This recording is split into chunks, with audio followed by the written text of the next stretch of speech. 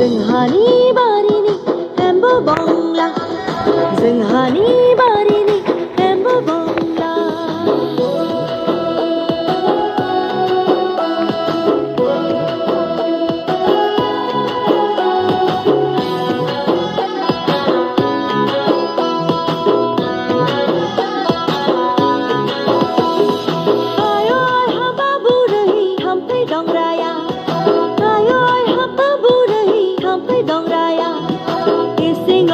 Hablangjubbai thamphai dongraya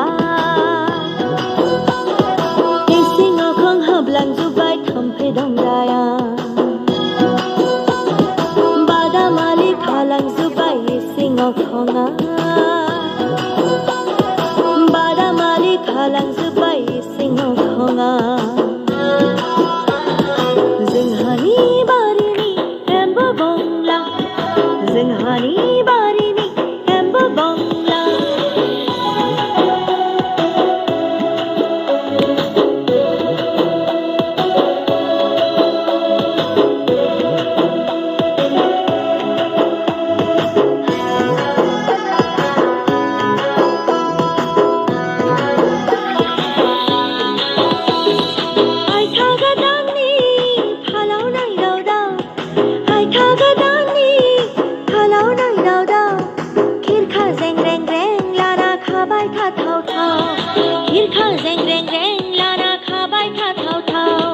जोंहानि बारिनि एम्बु बंला जोंहानि बारिनि एम्बु बंला जोंहा जाबाय थानाय न'आ थिं बांला जोंहा जाबाय थानाय न'आ थिं बांला जोंहानि बारिनि एम्बु बंला जोंहानि बारिनि एम्बु बंला जोंहा जाबाय थानाय न'आ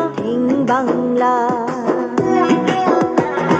जोंहा जाबाय थानाय न'आ थिं बांला